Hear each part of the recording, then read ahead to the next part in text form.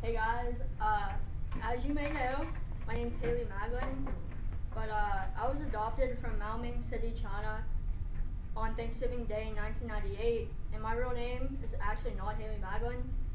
My real name is pronounced Mao Xiaojing, actually, so it's a fun fact. As you guys know, I went to St. Gabe's from kindergarten to 8th grade, of course. Some pros and cons about St. Gabe's were that we had small classes back then. I think I graduated with like what, Bree, 40 people? About 40 people. So the lunches were really good. We had no regulations from Michelle Obama. And back then it was a lot easier to build friends because you're with them every single day for every single class, and we were just a close family. Some cons were we had the same teachers, so like if they don't like you, you're basically beat. And uniforms, they definitely got annoying after a while. It was really hot at St. Gabe's. We had no air conditioning.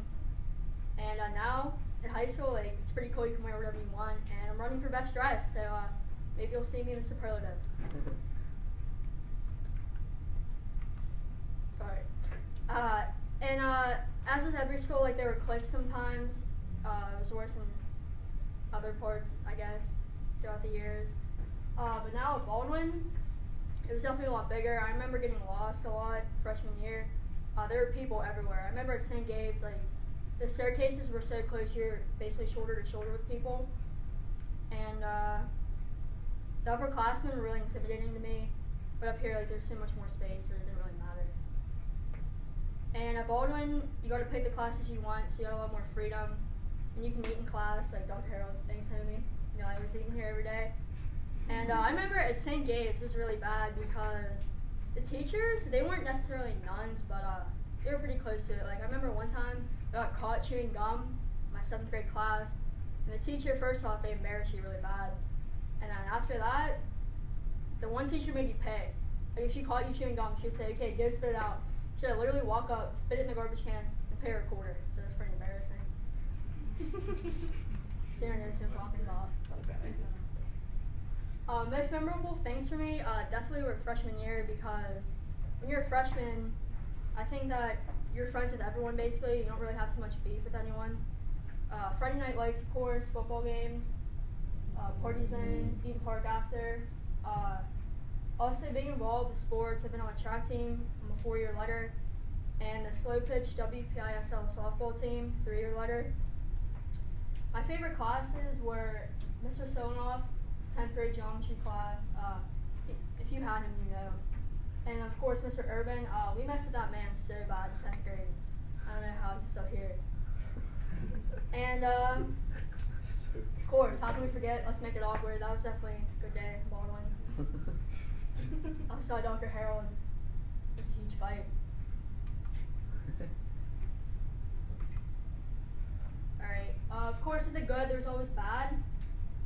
I think the closest thing to a bad experience for me would be losing and gaining friends. It happens, obviously, it's a part of life. But I think for my instance, I gained the right ones after losing the wrong ones. So now, like, this might sound cliche, but I believe that you eat with the people you start with. And as far as regrets go, I don't really have too many regrets.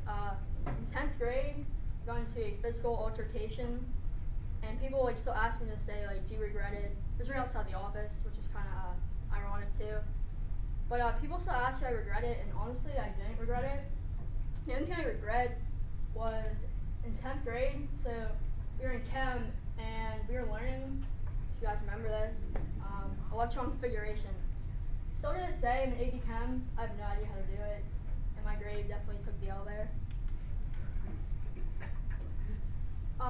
So future advice for freshmen, or whoever's watching this, I guess, definitely I would say to thank your parents. They got you to where you are today, whether you want to realize it or not. Even just thanking them for the small things, such as like giving you rides, picking you up, putting food on the table for you, listening to you, complaining about homework, teachers, pointless drama. They definitely play a big role in your life, and in August it's going to come to a change. Second thing is to learn from your mistakes. I don't think you should make the same mistake twice. I think you have to learn from it. And last one, this is really important. I think that ending friendships is not always a bad thing necessarily. Sometimes just friendships, they're just not supposed to work out. There's good and bad in everyone, but sometimes for some reason it just doesn't work out. So it's going to be hard and uncomfortable these next 4 years, and there's going to be nights like you hate life when you're in college, you have huge exams, papers to write, whatever. But in the end, the world doesn't revolve around one person. Life just keeps going whether you're with it or not. So be strong, lean on your friends, lean on your family, and we're going to get through it because we all did. It's crazy to think that some of us have been going to school together since kindergarten, and look what we're about to be. Through all the fights, breakups, sporting events, dances, the Let's Make It Awkward days, or whatever else came our way, we managed to make it to the end and we came together as one. And I think that each and every one of us can agree that on Monday, March 14th, the hallways of our school were as quiet and as solemn as they could have been due to the heartbreaking deaths of Ty Keston and Tavon Harris. It's unfortunate that situations like that have to bring us together, but we came together as one, definitely. I think we all can agree on that. So on a lighter note, I will be very excited to say that I graduated from Baldwin High School on Wednesday, June 1st, hopefully. But hey guys, we all made it.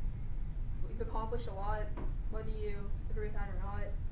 And in conclusion, I want to end with a quote from the Breakfast Club. When Mr. Vernon, the principal, was basically like, he was on John Bender's back so bad. And he said, spend a little more time trying to make something of yourself and a little less time trying to impress people. Thank you.